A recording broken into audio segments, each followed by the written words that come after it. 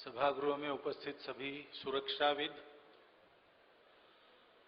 और सुरक्षा के व्यापक अर्थ में समाज में काम करने वाले अन्य अन्य संगठनों के प्रतिनिधि, नागरिक सज्जन एवं माता भगिनी,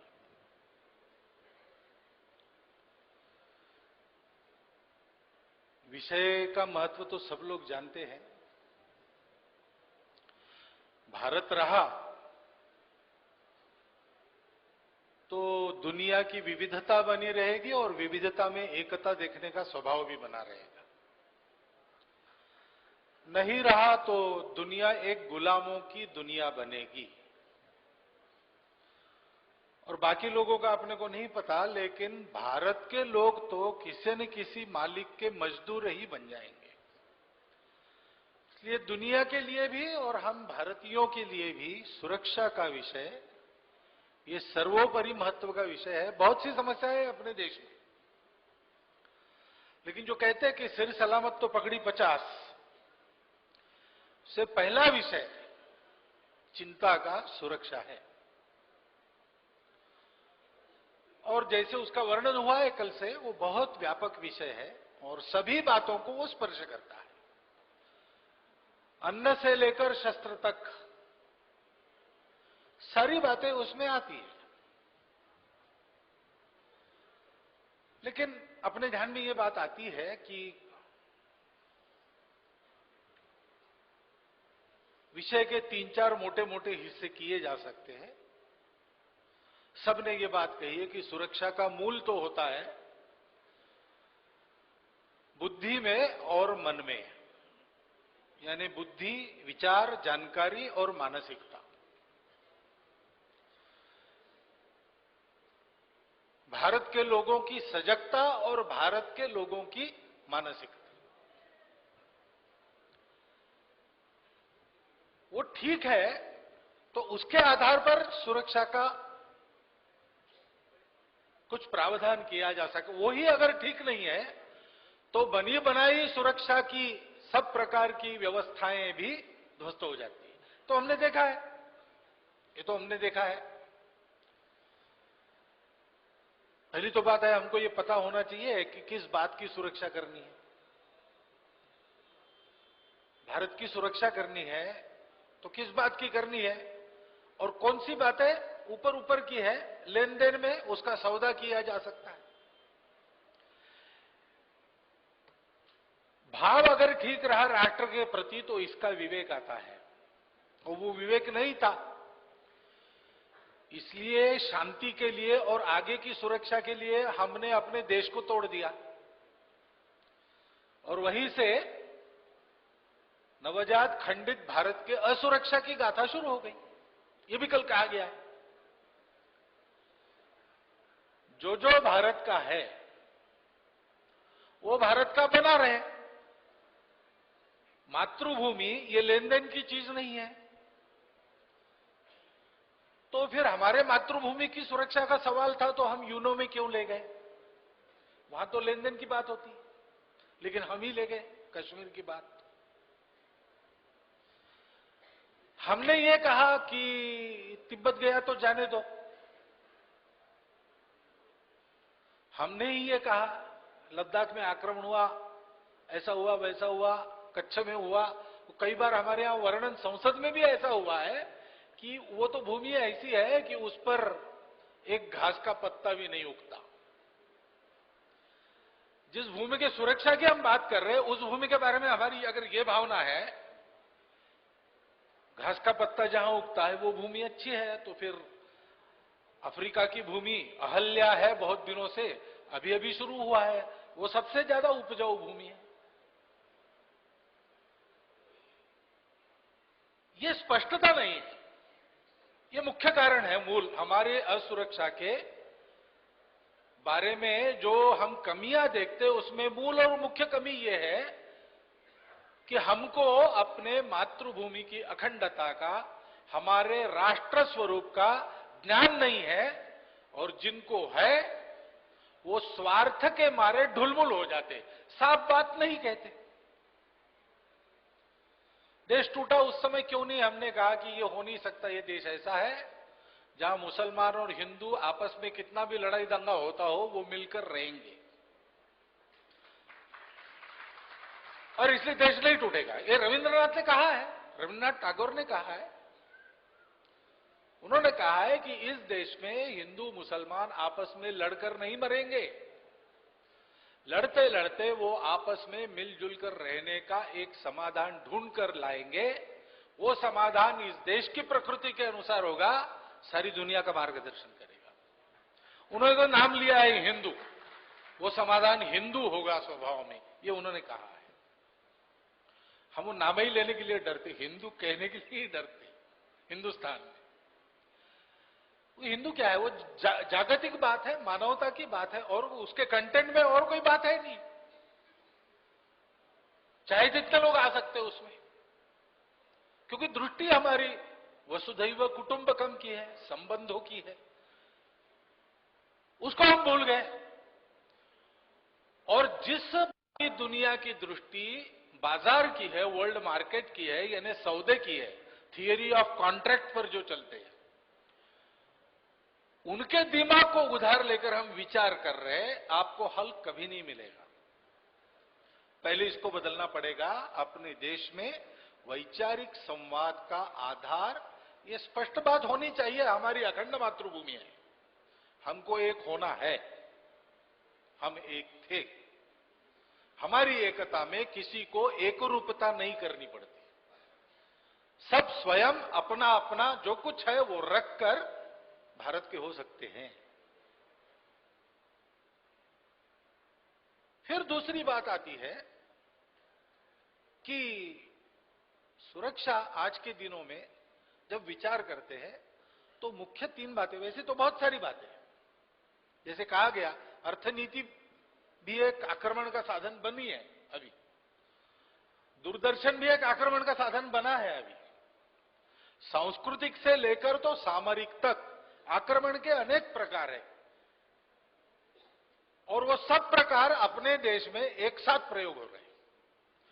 द्वितीय महायुद्ध के पहले जो आक्रमण का तरीका था, तब से लेकर तो अभी साइबर इन्वेजन तक सब के सब प्रकारों का प्रयोग अपने देश पर किया जा रहा है। लेकिन मुख्य इन सारी बातों पर परिणाम करने वाले नीति के 3 विभाग होते हैं। एक गृह नीति, दूसरी सुरक्षा नीति, और तीसरी परराष्ट्र नीति। अब ये कहा गया कि उसका तो उद्देश्य तय है, लोकसभा में प्रधानमंत्री ने कहा है, लेकिन अब समय तो ऐसा है दुर्भाग्य से, और कहते समय बड़ी वेदना होती, ऐसा होना नहीं चाहिए, लेकिन ये है कि लोकसभा में जो घोषणाएं होती है उसमें अपने देश के 70% जनता का विश्वास नहीं होता, क्योंकि अनुभव ऐसा है। जो घोषणाएं होती उसके अनुसार कदम दिखने चाहिए आगे बढ़ते हुए, वो नहीं दिख रहे। तो हमारे परराष्ट्र नीति का उद्देश्य क्या है भाई? क्या करना है हमको परराष्ट्र से संबंध रखकर? चीन ने तय किया, 1948 में कम्युनिस्ट चीन अस्तित्व में आ गया, उस दिन से उनका तय है कि हम जिसको चीन के भूभाग मानते हैं उन सबको एक एक करके अपने देश को जोड़ना। उन्होंने तिब्बत को जोड़ लिया। अब तिब्बत में तिब्बती वंश को समाप्त कर रहे हैं, उनकी तब की योजना है उनकी। हांगकांग के लिए उनको लड़ाई नहीं करनी पड़ी, क्योंकि उनको मालूम था लड़ाई नहीं करेंगे, जब लीज समाप्त होगी तब तक अपना सामर्थ्य इतना बढ़ाएंगे कि हम कहेंगे लीज समाप्त हो गई, वापस दो, और इंग्लैंड को देना पड़ेगा। ताइवान तो अपने ही लोगों के कब्जे में है, उसको फुर्सत से निकलेंगे। वो बड़ी योजना बनाकर चल रहे, बड़ी योजना से उन्होंने भारत को घेरा है। हमारी कुछ योजना है परराष्ट्र नीति की। बांग्लादेश ने अपने विजन डॉक्यूमेंट में कहा है कि हमारी जनसंख्या कम है, भूमि ज्यादा है, इसलिए पास वाला उपजाऊ भूमि वाला असम हम जोड़ेंगे। ये अपना राष्ट्रीय उद्देश्य उन्होंने घोषित किया है। अब ये लोग अपने स्वार्थ के लिए, अपनी विस्तारवादी मानसिकता की तृप्ति के लिए दुनिया के सारे संसाधन अपने मुट्ठी में रहे, इसलिए सोच समझकर योजनाएं बनाकर चलते हैं हम। सारी दुनिया में मानवता बची रहे इसलिए कम से कम जो भौगोलिक भारत सुरक्षित होता है उस भौगोलिक भारत को उसके विविधता से सजे हुए समाज सहित मिलनसार भावमय प्रवृत्ति के साथ अस्तित्व में लाए, ऐसी परराष्ट्र नीति, ऐसी हमारी सुरक्षा की नीति, ऐसी अंतर्गत नीति क्यों न चले? इसमें गलत क्या है? बोलना क्या का वो बात अलग है, लेकिन होना तो यही चाहिए। लेकिन हमारे पास यही बात नहीं थी कि हमारी सीमाओं की सुरक्षा हम कैसी करें, और इसलिए हमारी सेना को सलाह दी गई थी कि अब सेना का कोई काम नहीं है, क्योंकि पास वाला चीन पंचशील की बात कर रहा है, पाकिस्तान को हमने शांति से ही भूमि दे दी है, तो अब तो झगड़ा होने का कोई सवाल नहीं। और दुनिया में सेकंड वर्ल्ड वॉर के बाद अब लड़ाइयां बंद होगी, क्योंकि बहुत मार खाया है मानवता ने। ये सोचकर सेना को यह सलाह दी गई कि आप सूती कपड़ा तैयार करने की फैक्ट्रियां चलाए। सलाह देने वाले देश के संरक्षण मंत्री रहे। ये हुआ है अपने देश में, याद कीजिए। पहला झटका 62 में मिला, उसके बाद हमने कहा कि हम सपने में थे, लेकिन अब तक भी हम उस सपने से बाहर आए ऐसा लगता नहीं है। तो इन तीनों बातों पर एक ठोस लक्ष्य बनाकर देश एक हो जाए, संपूर्ण देश को एक करने की क्षमता वाली एकात्म भाव युक्त जनता खड़ी हो जाए, देश की सुरक्षा का कवच अभेद्य बने और देश की नीति ऐसी चले कि जिसके कारण जो खोया है वो सब वापस लाकर सारी दुनिया को मानवता सिखाने वाला भारत खड़ा हो जाए। ये लक्ष्य निश्चित करके उसके अनुसार नीति बननी चाहिए, इसकी आवश्यकता है। लेकिन बात वही है कि ये सारा होना चाहिए, हो नहीं रहा है, इसके लिए क्या करना। कल से आज तक चर्चा हुई, कई सारे सुझाव आए हैं। सब बातें एक अकेले नहीं कर सकते। यहां बहुत संगठनों में काम करने वाले लोग हैं, अपना अपना दायरा चुन लेना चाहिए। जैसे फिज ने चुन लिया है, इनिशिएट, इंटरैक्ट और इन्फ्लुएंस। उसके साथ उन्होंने जोड़ दिया है कि जनजागरण, युवाओं में जागृति करेंगे, जनता में जागृति करेंगे, लेकिन मुख्यतः इन बातों पर चर्चा, उसकी पहल बनाएंगे, संवाद करेंगे। संवाद में वो जागरण की सारी बातें आती है, और हमारे इस संवाद में से पैदा होने वाली सहमति का प्रभाव देश के नीतिकारों पर हो, देश की जनता पर भी हो। दूसरी तरफ ये काम हम करेंगे, ऐसा उन्होंने चुन लिया है। ऐसे किसी संगठन में ने चुन लिया होगा कि रोजमर्रा घटने वाली घटनाओं में इस प्रकार की अराष्ट्रीय मानसिकता जहां जहां दिखाई देती है, वहां उसके खिलाफ जनता खड़ी हो जाए, ऐसी जागृति करेंगे। उनको वो काम करना चाहिए। कुछ काम ऐसे जो हम में से प्रत्येक व्यक्ति यहां बैठा हुआ कर सकता है। ऐसी भी बहुत सी बातें आई है। जब हम कहते हैं कि घर से शुरू हो जाए, महिलाओं से शुरू हो जाए, तो अपने अपने परिवार में जो महिलाएं हैं उनको इतनी पहल, इतना स्वातंत्र्य और निर्णयों में इतनी सहभागिता देना, ऐसा परिवर्तन लाना, ये मैं नहीं कहता हूं कि ये अपनी परंपरा है जो बीच वाले 2000 साल में हम भूल गए थे, उसको फिर से याद करके अपने परिवार में लागू करना। कई बातें ऐसी है, स्वदेशी का आर्थिक दृष्टि से आक्रमण अगर होता है तो स्वदेशी का आचरण, ये प्रत्येक आदमी उसके खिलाफ जो युद्ध करता है उसका तरीका है। आर्थिक लड़ाई झोपड़े में बैठा आदमी या मास्टरी करने वाला किसी छोटे कस्बे का व्यक्ति तो नहीं कर सकता, वो तो अर्थमंत्री को लड़नी है। लेकिन वो अपने घर में ज्यादा से ज्यादा स्वदेशी लाकर इसका प्रतिकार कर सकता है। हमारा देश युद्धरत है, ये जान लीजिए आप। हमारे लिए शांति का वक्त नहीं है। दुनिया को मानवता की दुनिया से दानवता की दुनिया बनाने वाली ताकतें 1200 वर्ष से प्रयास कर रही है हिंदुस्तान समाप्त हो।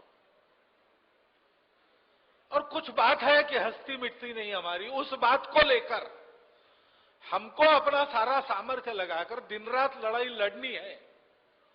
और इसलिए कल से आज तक जो चर्चा हुई है उसमें हमने क्या करना है इसकी योजना हम बनाएं, अपने अपने संगठन में बनाएं।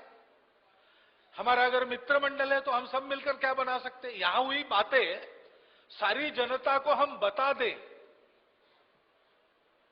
मालूम नहीं है, अच्छे अच्छे लोगों को मालूम नहीं है, और बुद्धिभेद पैदा करने वाले कम नहीं। वो भी एक युद्ध तंत्र है, साइऑप्स, साइकोलॉजिकल वॉर।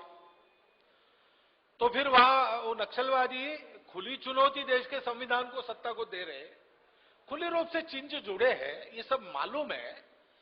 लेकिन अपने देश में वर्ग है जो कहता है कि नहीं नहीं बेचारे क्या करें। ये गुरुजी ने जो बात कही वो ठीक है, उनको जो तरुण मिलते हैं वो ऐसी हमारी व्यवस्थाओं के कमियों के कारण मिलती है, तो उनको प्रेम सिखाना चाहिए, धीरज सिखाना चाहिए, बात ठीक है। लेकिन उनके पीछे जो शक्तियां हैं जो उनको चलाती है वो कभी सुधरने वाली नहीं है। उनका एक ही उपाय है, उनका बंदोबस्त ही करना पड़ेगा। इस बात को हमको बोलना चाहिए। देश में बुद्धिजीवी लोग कहते हैं कि नहीं वो नक्सलवादी समस्या ऐसे नहीं, अरे ऐसे कैसे नहीं है।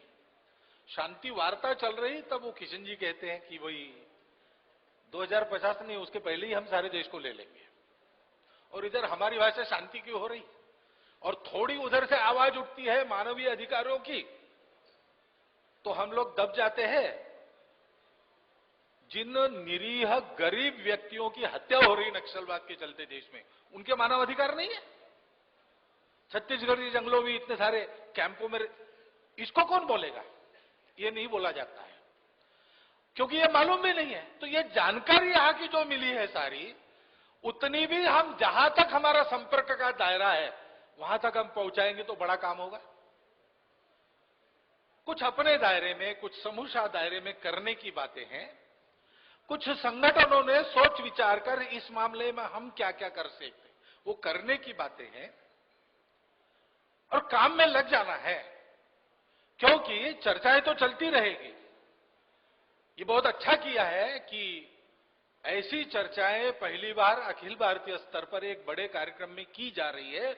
उसकी आवश्यकता थी। एक राष्ट्रीय सहमति इस ओर बने, इसका ये प्रयास चलना चाहिए, आगे बढ़ना चाहिए, क्योंकि उसकी उपयोगिता है। इतना ही नहीं, बाद में सरकार जिस किसी की हो, सोचे न सोचे, अगर जनता में ये सोच उत्पन्न हो गई, सहमति उत्पन्न हो गई, तो शासकों को प्रजातंत्र में उनके पीछे जाना ही पड़ता है, उनको जाना पड़ेगा। इसलिए चलना चाहिए। लेकिन ये चलते हुए भी केवल ये चर्चा चले इससे नहीं होगा। यहां उपस्थित सभी लोगों को स्वयं के जीवन का, अपने मित्र परिवार के, यानी अपने सामाजिक जीवन में अपने दायरे में जो जो लोग हैं उनके जीवन का, और संगठन के नाते अपने सांगठनिक जीवन का विचार करके इस सारे अपने राष्ट्रीय सुरक्षा के कार्य में अपना अपना योगदान देना पड़ेगा। इसकी कोई केंद्रीय योजना नहीं बन सकती है।